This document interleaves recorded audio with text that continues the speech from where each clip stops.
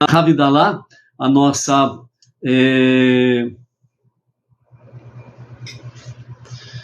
hoje nós estamos no dia 8 de Iyar, do ano 5783, estamos no dia 29 de abril do ano 2023, e à tarde com a Torá trazendo a Parashá da semana. Essa semana tivemos duas Parashot, a porção Aharimot e Kedoshim, e hoje, continuando no livro de Levítico, o capítulo 20, a partir do verso 8 até o verso 27, é a nossa leitura da conclusão das duas porções desta semana. E por estarmos no sétimo dia da semana, então hoje nós temos aí um momento da Havidalá, o momento da separação do sétimo dia para os 6 dias comuns. Então, o momento da Havidalá, ela acontecerá às 18h16, né? Então teremos aí a nossa Havidalá, né? Diretamente da sinagoga Benei Noach, regional Bauru, ali no Jardim Silvestre 2, na Avenida José Silvestre, quadra 7, número 45, juntamente com o nosso querido emissário Emerson Felipe da Silva, trazendo então ao momento da Havidalá, a separação do sétimo dia para os 6 dias comuns, ok? Baruch Hashem. Vamos para a contagem do Homer, né? Estamos aí, né, na continuidade da contagem do Homer. Nós estamos na 4ª semana, no 2º dia da contagem do Homer, né? Então a contagem é assim. Hoje é o dia 23, ou seja, 3 semanas e 2 dias do Homer. Vamos contar? Hoje é o dia 23, ou seja, 3 semanas e 2 dias do Homer. E assim, vamos juntos contando o Homer. As nossas reflexões de hoje são, nós estamos em Gevurah Shebenitzach, né? E significa disciplina na persistência. As nossas reflexões assim dizem: examine a disciplina na sua persistência. A persistência deve ser encaminhada em direção a objetivos produtivos e expressada de maneira construtiva. Então, o seu foco na disciplina, né, na persistência, tem que ser com objetivos produtivos, né, e de maneira construtiva. Não adianta você focar uma disciplina numa persistência no campo negativo, que você vai ter resultados negativos, destrutivos, e você vai saborear o sabor amargo, né, da decepção, né? Então, por isso que é importante você focar, né, a sua disciplina na persistência, naqueles objetivos que são produtivos e que realmente vem trazer uma construção de algo bom, né? Então, aquilo que não é bom, aquilo que é porcaria, joga fora, não é verdade? Então, é essa questão aí. Algumas perguntas para a nossa reflexão de Gevurah Shebenitzach, disciplina na persistência. Minha perseverança e determinação são direcionadas para juntar o cultivo de bons hábitos e acabar com os maus hábitos, né? Então, a sua disciplina na persistência, ela precisa ser direcionada para ajudar o cultivo de bons hábitos. Aquilo que é mau hábito, deixa para lá. Não perca tempo, né? Não vale a pena você gastar tempo com aquilo que não é produtivo, com aquilo que realmente tem maus hábitos, né? Você sempre está com aquela pessoa, você sempre procura realmente edificar a pessoa, fazer com que ela crie bons hábitos, etc. e tal. Mas aí a pessoa não se esforça, ela não cria bons hábitos, não alimenta bons hábitos, né? Então você não pode ficar perdendo tempo, parte para outra. Tem outras pessoas que estão querendo aí uma oportunidade de realmente serem ajudados, né, a criar bons hábitos. Então vai para frente. Quando a pessoa não quer nada com nada, deixa para lá, ignore. Fazer o quê? A pessoa decidiu a não melhorar, então não podemos fazer nada, certo? Outra questão, Se você, né, coloca a sua disciplina na persistência, objetivos produtivos e de maneira construtiva para adquirir bons hábitos, né, e acabar com os maus hábitos. Então, minha persistência é uma consequência da força ou da fraqueza? Como que você analisa a sua persistência? Porque você é forte, você é persistente, ou porque na fraqueza você se faz forte? Analise. Ela surge de uma profunda convicção ou de uma atitude defensiva? Você tem convicção da sua disciplina na persistência para objetivos produtivos e maneiras construtivas? Ou você simplesmente faz por uma questão de defesa? Como que você age nessa situação? Sou tenaz por teimosia? Sou tenaz por teimosia e má vontade em admitir erros, né? Quando a pessoa ela não quer admitir erros, é uma calamidade. Todo mundo é culpado, menos ela. Aquela pessoa é a única santinha, a santinha do pau oco. Todo mundo está errado, todo mundo faz as coisas erradas, mas ela não. Ela está sempre certinha, né? Então, essa é a questão. Então, a sua disciplina na persistência é por teimosia ou má vontade em admitir erros? Você também tem que admitir os seus erros, né? Eu invisto em determinadas decisões sem querer reavivá-las? Eu uso a minha determinação contra ela mesma por ser tenaz na minha falta de persistência? Então você bate sempre na mesma tecla. Não, você tem que continuar para frente. Não pode ficar marcando passo, né? Ficar parado no local e ficar marchando ali. Isso não vai resolver, tem que ir para frente, certo? Qual que é o exercício do dia sugerido? Então, os nossos sábios, né, no caso específico aqui, o rabino Simon Jacobson, ele diz: supere hoje um mau hábito. Analise a sua vida, vê um mau hábito. Aí você analisa, fala, não, eu tenho um mau hábito de tal coisa.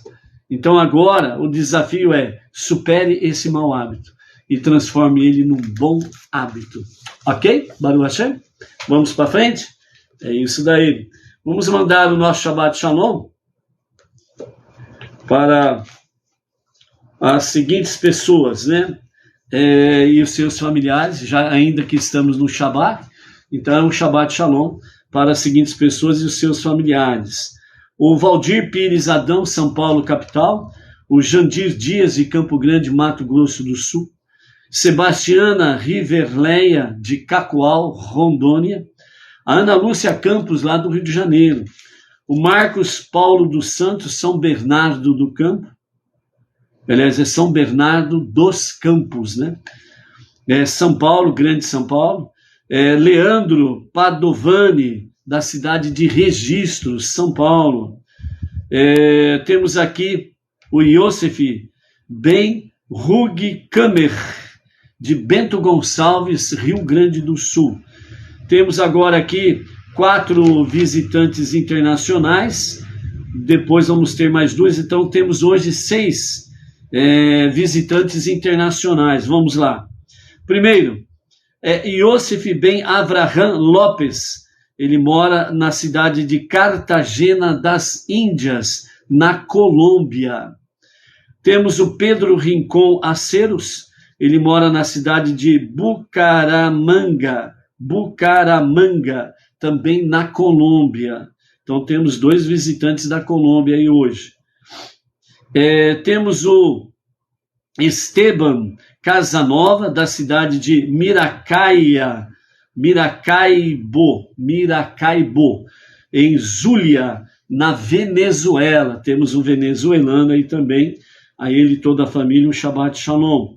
Ainda temos o Fer Cisneros, né? Ele é da cidade do México, México, né? E o Fer Cisneros, ele é um poeta, né? E ele está aí em A Tarde com a Torá, Baruch Hashem. Temos a Murna Santos, da cidade de Caguas, em Porto Rico. Temos também Ishai Vancurim, ele mora na cidade de Tucson, no Arizona, nos Estados Unidos. Então, aos nossos visitantes internacionais, aí um Shabbat Shalom para com eles e os seus familiares. Baruch Hashem, né? À tarde com a Torá, né? Rompendo as fronteiras de Bauru para o Brasil e para as nações. Graças a Hashem, estamos aí honrando a palavra, né? Benei Noach, de Bauru para o Brasil e para as nações, Baruch Hashem. E também temos aí a Eliane Rodrigo Monteiro, da cidade de... Eliane Rodrigues Monteiro Piassi Giro, né? Mais conhecida como Liu, né? De São Paulo, capital. Então esses são os nossos amados, que temos aí um Shabbat Shalom para com cada um deles aí, ok? Temos a Solange Cândido, daqui de Santa Ernestina, região de Ribeirão Preto, né? A Solange Cândido, Baruch Hashem. O Roberto Andrade, de Paraguaçu Paulista, a Luciana Rodrigues, também aqui da região de Marília, né? Temos aí a Chesca e Luciano Matos, da cidade de Eusébio, né? A cidade lá do Ceará, ok? A nossa sétima e última leitura desta semana, nós estamos no livro de Levítico, capítulo 20, verso 8, e vamos até o versículo 27, né? Nesta sequência aqui da nossa paraxá da semana, ok? Aí, ó, Chesca Matos, acabamos de falar de vocês aí, Chesca e Luciano Matos, né? Coloca o nome aí dos filhos, ô Chesca, né? Que a gente sempre fala de vocês e acaba sem mencionar o nome dos filhos aí. Coloca os nomes dos filhos aí também para um Shabbat Shalom, ok? Então, a nossa leitura aqui, ela tem como tema do nosso Rebbe Menachem Mendel, a quem amar? Essa é uma pergunta que parece fácil de responder, mas na prática é difícil de o fazer, né? Por isso que nós temos aqui na nossa Parashá Kedoshim, todas as leis, preceitos e decretos que realmente o Eterno mostra o relacionamento nosso para com Ele, Deus, o único Deus, né? O único e o verdadeiro soberano, né? No meio racídico existe um costume chamado nigun, né? Que são canções que são feitas, normalmente elas não têm uma letra propriamente dita, né? Então é cantoria, né? Lari, larai, e etc e tal. Às vezes colocam-se algumas palavras dentro do nigun, que é momento de meditação, elevação, etc e tal, né? Entre eles existe o nigun chamado Niet Nikavô, Kromie Vo Adinavô, né? Esse nigun, esse cântico de louvor, adoração, gratidão a Deus, né? Ele foi pela primeira vez realizado em 1927, quando o Rebbe Yitzhak Schneerson foi solto da prisão soviética na época, né, atrás da cortina de ferro, em 1927, de forma milagrosa, sem explicação. Ele foi preso de acusação porque estava disseminando, né? Estava disseminando na cortina de ferro da época, né, as repúblicas socialistas soviéticas, né, a antiga União Soviética, que estava disseminando aquilo que era contrário, né, aos decretos do governo da cortina de ferro. Estava trazendo dissensão na sociedade. E qual era o ensinamento dele? Torá. O ensinamento era Torá. E a acusação foi o quê? Que ele estava disseminando, realmente, na linguagem de hoje que todo mundo conhece, que ele estava divulgando fake news. Lembra disso? Te lembra alguma coisa? Fake news. Entendeu? Ou seja, estava divulgando aquilo que não é da vontade do governo. E ele abaixou a cabeça para o governo? Não. Ele se acovardou diante da ordem que vem contra a liberdade de expressão, de pensamento e de liberdade religiosa, não abaixou a cabeça, continuou ensinando a Torá. E foi preso por isso. E de forma milagrosa, sem mais, sem menos, foi colocado também em liberdade. Então foi feito esse nigum, né? Niet, nikavô, kromie, vo, adinavô, que, resumidamente, numa tradução livre, significa apenas isto. Apenas, olha só a tradução. Nada existe além de Hashem. Só isto já é o suficiente. Não é verdade? Só isto é suficiente. Ok? A Francisca, a Chesca Matos, né? Colocando o nome dos filhos aí, né? A Sara e também o Eliarro, né? O David, Eliarro e a Sara, os filhos da Chesca, Baruch Hashem. Temos aí também o Panael Carvalho, da cidade de Pedências, Rio Grande do Norte, né? O Roberto Andrade e também o Paulo Augusto, né? De Franca, né? Também região de Ribeirão Preto, Franca, né? Estão por aí, ok? Baruch Hashem. Então vejam bem, amados, né? Dentro desse aspecto aí, né? Dentro desse nigum, né, são escritos essa questão aí, né? Nada existe além de Hashem, ok? Então essa é Paulo Augusto, né, da cidade de Franca, Baruch Hashem. Então nada existe além de Hashem. E a pergunta do nosso Rebbe para hoje é: a quem amar? E dentro da própria Parashá Kedoshim, sede santos porque eu sou santo, sou o vosso Deus. Então nós vemos aí preceitos, leis, decretos, né, que traz exatamente um relacionamento entre o ser humano e Deus, entre o ser humano e o seu próximo. Tudo dentro desse aspecto do amor que procede exatamente do coração do nosso Deus, ok? Então, ontem nós vimos a questão dos pais, né? Realmente amar e honrar os pais. Quem não ama e não honra os pais não tem como amar nem o próximo e muito menos a Deus. Já vimos isso daí também, ok? Vimos aí sobre questões de relacionamentos proibitivos, né, que não estão de acordo com o padrão divino, certo? E também nós temos aí, né, no verso 22 do capítulo 20, resumindo esses preceitos, leis e decretos, onde diz assim: guardem todos os meus mandamentos suprarracionais, que são os decretos, e leis racionais, e os observem, de modo que a terra para a qual eu estou trazendo vocês, para se assentarem, não vomitem vocês. Primeiro plano, Deus, povo judeu, o povo judeu para adentrar na terra prometida, as advertências, realmente para não fazer nada daquilo que o povo do Egito fazia e nem as nações de Canaã faziam, porque o povo de Canaã e o povo do Egito são as duas nações mais perniciosas que existiam na época.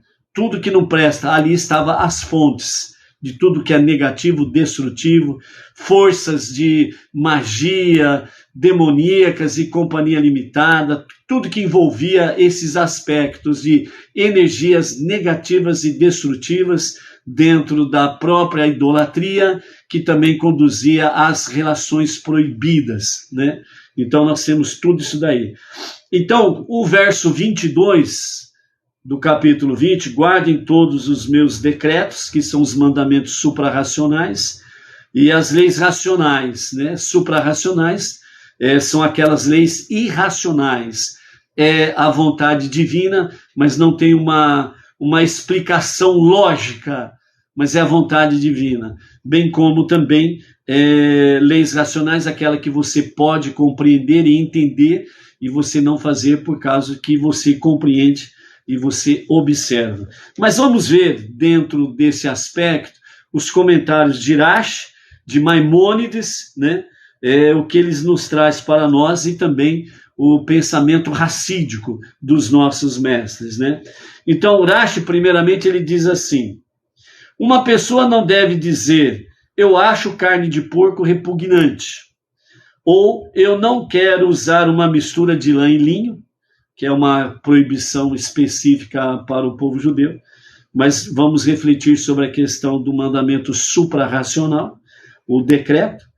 Mas ele deve dizer, eu de fato quero, mas o que fazer se meu Pai nos céus impôs esses decretos sobre mim, né? Sobre mim, né? Comentário de Urashi para esse versículo 22 e também o versículo 26, né?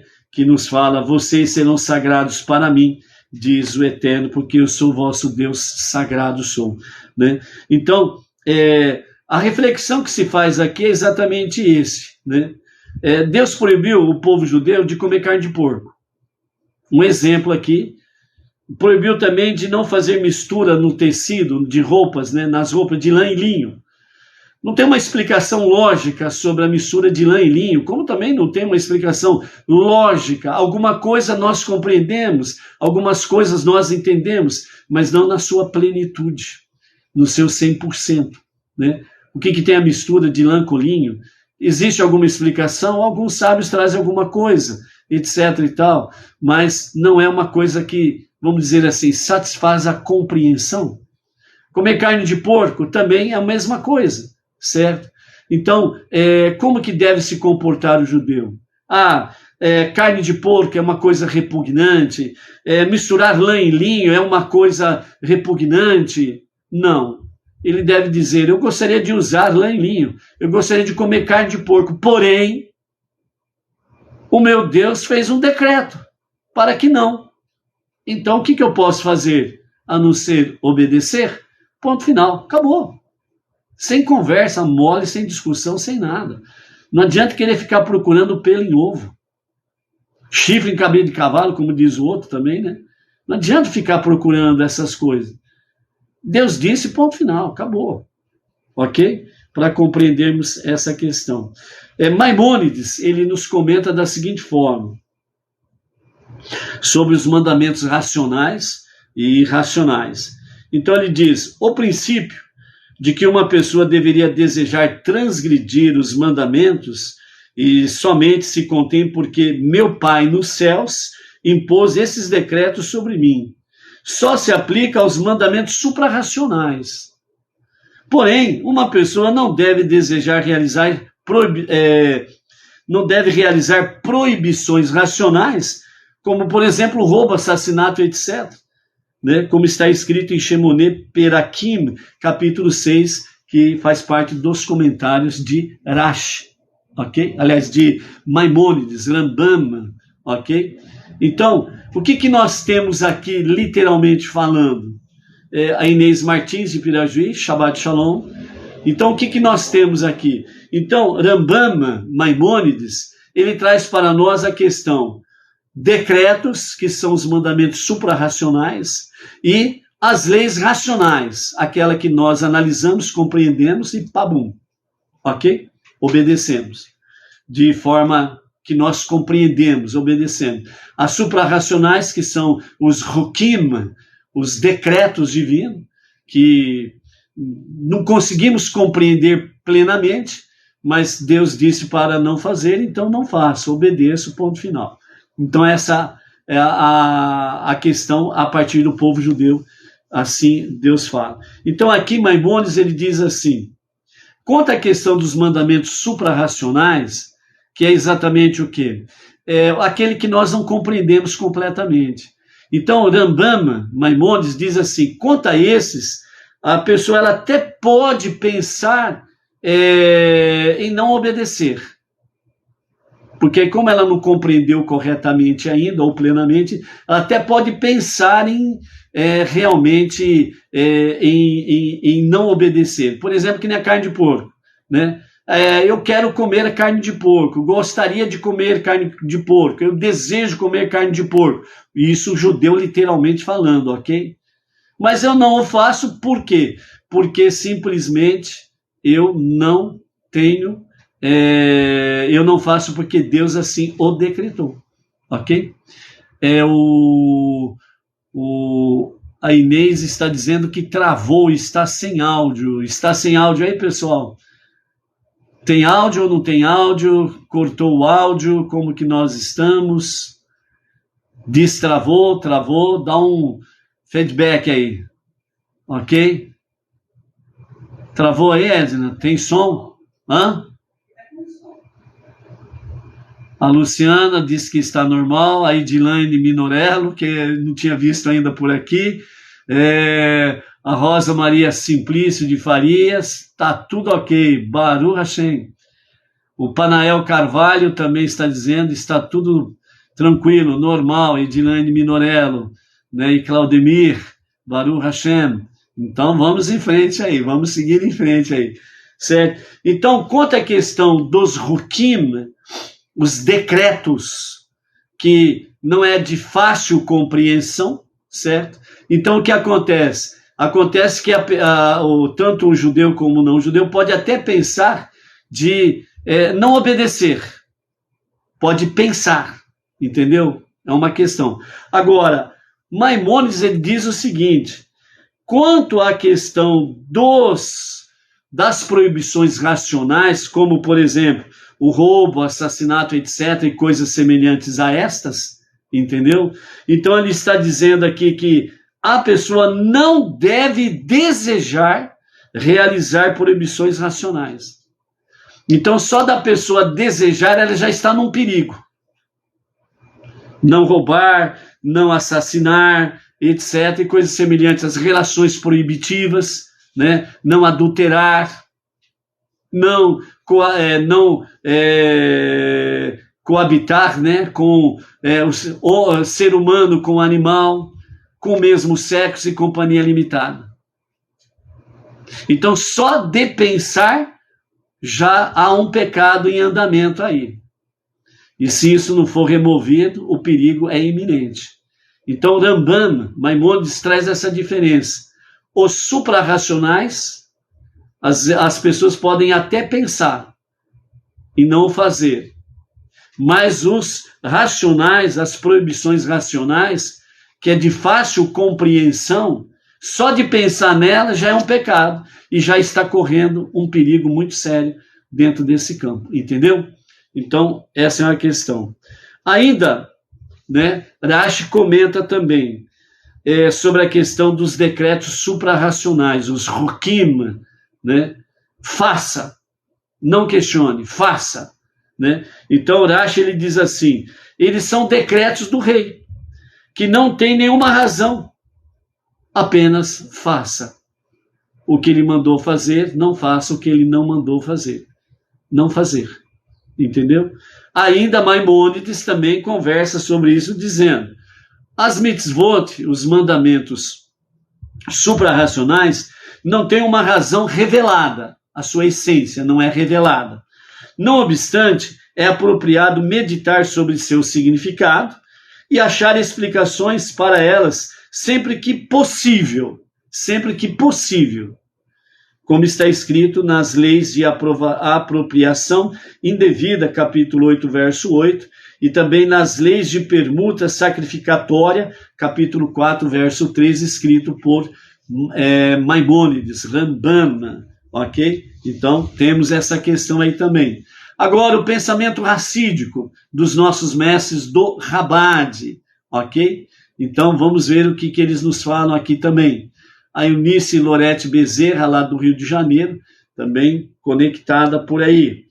Então, o pensamento racídico diz assim, o Maguide de Mezritcher ensinou que um Baal Teshuvah, alguém que viveu previamente uma vida não observante, não deve dizer, eu desejo transgredir os mandamentos, mas o que posso fazer se meu Pai nos céus impôs esses decretos sobre mim? Questões, né, que o Maguide de Mezritcher traz aqui. Ou seja, quem é Baal Teshuvah? Traduzindo ao pé da letra, Baal Teshuvah, Baal, mestre, senhor. Teshuvah, arrependimento.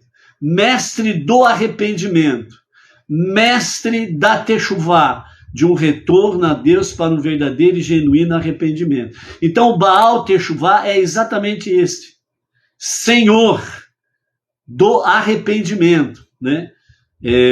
Aquela mentalidade cristã lá atrás, que Baal é um Deus, é uma coisa, não sei o que lá, cai por terra isso daí, tá bom? Abrindo um parênteses aqui. Ali o Baal, que quer dizer o seguinte, o Deus dos profetas de Baal, eles tinham um Deus X, e aquele Deus X foi chamado de Baal, Senhor, Deus, divindade. Ok? Então, por isso, os profetas de Baal. Ponto final. Baal Techuvá. Baal significa Senhor, mestre. Então, os profetas de Baal, lá, do ídolo, era um ídolo que não foi mencionado exatamente o nome daquele ídolo, mas apenas como Baal. Que os profetas de Baal, quer dizer, eles usavam aquela divindade, aquela idolatria como mestre e senhor da vida deles, o Deus da vida deles, ok? E aqui não, a aplicação aqui é bem nesse sentido. Baal Techuvá, que é o Senhor, você é Senhor de você mesmo. Agora, se você for para o campo negativo, você pode transformar esse Baal, Senhor de si mesmo, uma auto-idolatria. Aí você então vai ser o Baal seu, né, mestre, senhor de si mesmo, você pode deformá-lo em uma divindade. Aí você entra na idolatria, aí você fica realmente no quê? Você fica endeusando a si mesmo. Então você é profeta de Baal, do seu Deus, de si mesmo. Essa é a questão, entendeu? Então Baal é mestre, senhor. Então aqui Baal Techuvá, Senhor, mestre do arrependimento. Então, aqui fala os nossos mestres, né, do Hassidismo, entre eles o Maguide de Mezerite, que Baal Techuvá é alguém que viveu previamente uma vida não observante. Aquele que não viveu exatamente os mandamentos divinos, ele vivia em pecado. Mas aí ele teve conhecimento do único Deus. Teve conhecimento que só um Deus, e que o monoteísmo com fundamento judaico e orientação rabínica é realmente o caminho que eu devo seguir. Então ele faz o quê? Techuvá. Então ele se torna um Baal Techuvá, ele se torna um senhor do arrependimento, mestre do arrependimento. Então agora você está no caminho do quê? Você está no caminho, de fato, do arrependimento, ok? E além disso, o Baal Techuvá, ele diz, o que eu posso fazer se o meu Pai nos céus impôs esses decretos sobre mim?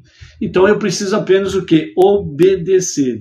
Então, pois como o Baal Techuvá já provou do pecado, há o perigo dele regressar aos seus modos anteriores, se ele ativamente desejar transgredir os mandamentos, como consta em Likutei Torá, Vaitichanan 9, certo? Ou seja, então pensar está trazendo para ele um perigo muito forte, que ele pode realmente retornar à sua prática antiga.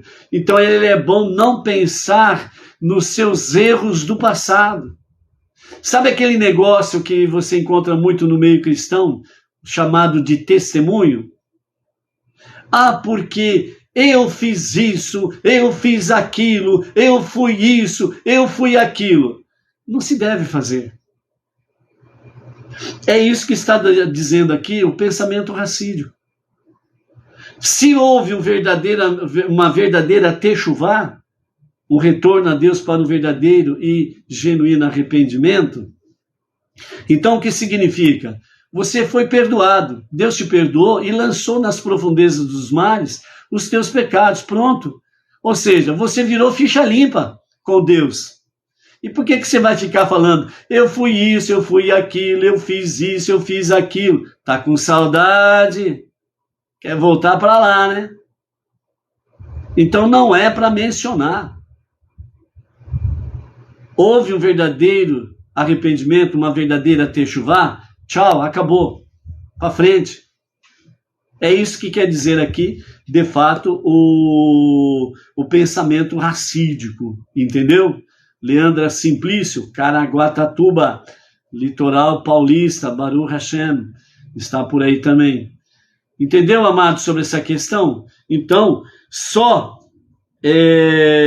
como já provou do pecado, já provou realmente o perigo do pecado, porque ele viveu isso, agora ele fez techuvá, então ele não tem que ficar falando, eu fui isso, eu fui aquilo. Isso é um perigo. Por quê? Porque isso vai estimular a alma animal. A alma animal vai ficar aguçada. Ele falou, epa, estava tão bom fazendo aquilo lá. Aí ele começa a instigar, ele começa a se fortalecer. E aí, de repente, entre aspas, né, a pessoa, pratica aquilo que já praticou no passado.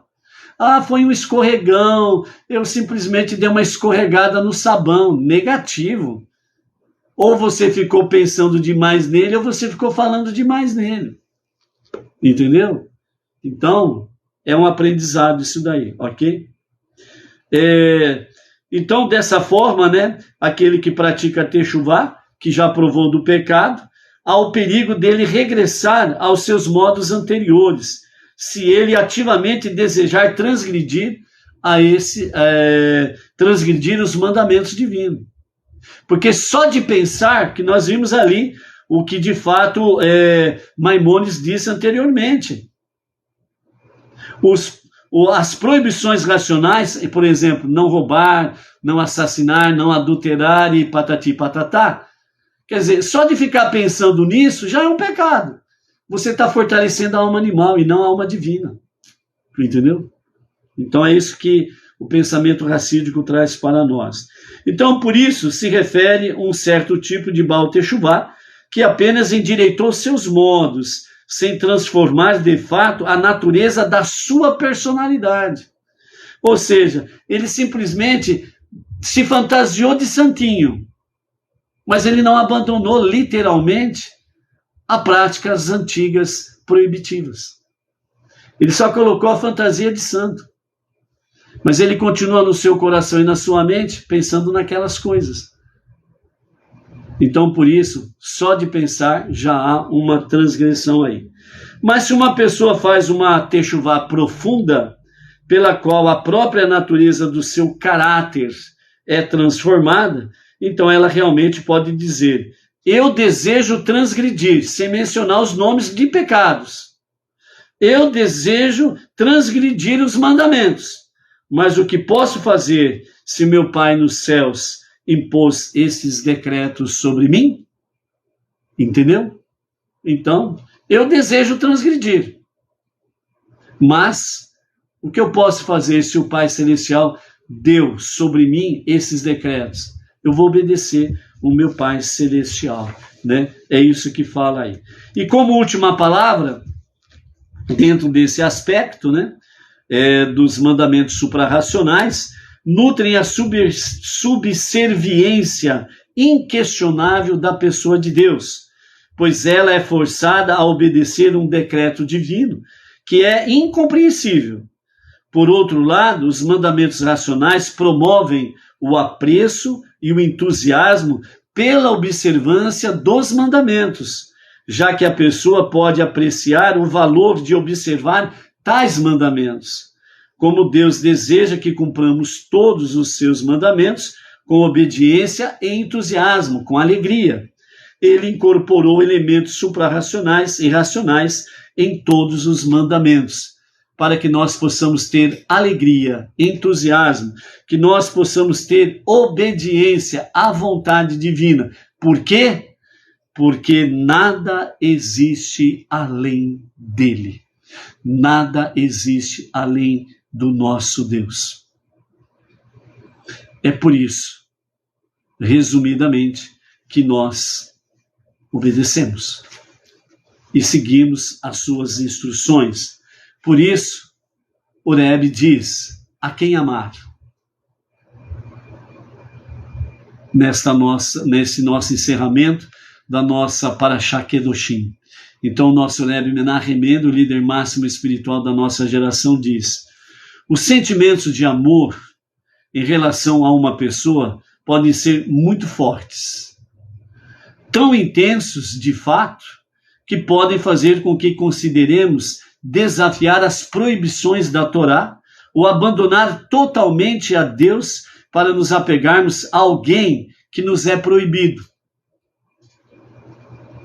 Então, esse sentimento de amor, ele pode trazer realmente o amor por uma coisa ou alguém que é proibido. Já vimos aqui durante esta semana e principalmente na Parashá Kedoshim, as proibições de relacionamentos que não são permitidos entre pessoas. Aqui o caso específico entre pessoas. As coisas bizarras de pessoas e animais deixa para lá, porque só isso já é bizarro, então nem precisa comentar. Mas aqui entre pessoas, os relacionamentos proibidos. Então muitas vezes esse sentimento de amor pode levar uma pessoa a realmente se apaixonar por alguém que lhe é proibido. Uma mulher casada, um homem casado, por exemplo. O parente de primeiro grau, por exemplo. Entendeu? Então, são relações proibidas. Então, esse sentimento de amor pode levar a pessoa a desafiar a Deus e os seus mandamentos. Porque o sentimento de amor, ele é muito forte. Mas tem uma razão. E o nosso Rebbe Menachem Mendel vai responder isto. Vamos continuar. Então, é por isso que Deus nos lembra que Ele, o Criador do mundo e fonte do amor, foi quem estabeleceu estas proibições, de forma que, ao transgredi-las, não devemos esperar nenhuma consequência positiva como resultado desse relacionamento proibitivo. E se perguntamos por que Deus implantou em nós a capacidade de nos apegarmos a outra pessoa com tal intensidade, a ponto até de nos levar a desafiar a Ele mesmo, Deus, e a sua vontade? Você encontra esse argumento muito no meio da sociedade da atualidade, onde diz assim, o que importa é o amor. Não importa o que, o como, de que forma. O que importa é o amor. Então, o que essas pessoas estão dizendo? Que o que importa é o amor, é aquele que não tem regras. É aquele que não tem disciplina. O importante é amar. Não importa quem. Então, começou a mistura. E dentro dessa mistura veio um monte de ideologias aí que acabou realmente deturpando o sentido real, verdadeiro, puro e singelo do sentimento do amor. Porque o sentimento do amor, ele é muito forte. É muito forte. E Deus deu isso inerente ao ser humano. Está no ser humano isso. Então, a pergunta continua, repetindo. Por que Deus implantou em nós a capacidade de nos apegarmos a outra pessoa com tal intensidade, a ponto até de nos levar a desafiar a Ele, o próprio Deus, e a sua vontade? Vamos ver o que o Rebbe nos responde sobre isso, para que nós possamos, de fato, tirar as dúvidas. A resposta é: para recompensar-nos de forma proporcionalmente intensa por superarmos tal desafio. A mesma intensidade que existe o sentimento de amor, de se apegar a outra pessoa, e muitas vezes até pessoas proibidas, que Ele mesmo deu as proibições, que Ele mesmo é a fonte do amor, e é por isso que é muito intenso o sentimento de amor, de se apegar à pessoa. Quem diz assim, eu não me apego a nada, eu não me apego a ninguém, isso daí é um poço seco. É um poço seco. Uma pessoa que não corresponde ao seu amor é uma pessoa seca. É um poço vazio. Porque é inerente no ser humano essa intensidade de amar.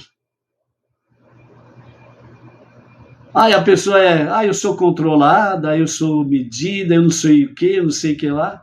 E nós já vimos aí que nós temos que ter um amor por Deus, uma paixão ardente por Deus. E ao mesmo tempo pelo próximo. Dentro do regramento da vontade divina. Então, por isso, a resposta é simplesmente esta: para recompensar-nos da forma proporcionalmente intensa por superarmos tal desafio. É a mesma coisa que nós vimos ali atrás, sobre a questão dos mandamentos, suprarracionais. Eu amaria de ter relacionamento X com tal pessoa, mas eu não faço porque não é da vontade divina. A mesma intensidade que você pode ter em amar uma pessoa proibida, o seu amor por Deus tem que ser superior, na mesma proporção que você vence o desafio, Deus vai te recompensar por isso. E não é uma recompensa para o amanhã, é uma recompensa para o aqui e agora, para que você possa ter forças renovadas sempre, para poder continuamente vencer as forças contrárias. Entendeu? Podemos ter a certeza e a confiança de que Deus nos recompensará amplamente quando nos submetermos à sua vontade, obedecendo-a. Então a pergunta do começo e como tema da nossa live: a quem amar? Só você pode responder. Só você pode responder. A quem amar? E a tua resposta é importante, em primeiro lugar, para você mesmo. Porque você é que será o grande beneficiário em vencer os desafios que se apresentam diante de você. Reflita, uma boa meditação nesses momentos finais que antecedem o Shabat, e diante de Hashem, diante de você mesmo, responda a pergunta: a quem amar? Às 18h16 teremos a nossa Havidalah. Que a nossa resposta possa ser para Hashem uma resposta que alegre o seu coração e que Ele nos dê as suas recompensas pela dimensão dos desafios que enfrentamos e que estamos vencendo no nosso dia a dia. E por isso, seja forte, seja luz. A quem amar, a resposta está em cada um de nós. Shalom Shabbatov, uma ótima, excelente passagem do 7º dia para os 6 dias comuns a você, família. Que Hashem abençoe nessa nova semana, te dê bênçãos sobre bênçãos, proteção, saúde, vida longa, para servir a Hashem cada vez mais em cada momento do seu viver, que seja desde agora e para todo sempre, Mashiach, a qualquer momento mesmo agora. Amém, amém. Shalom.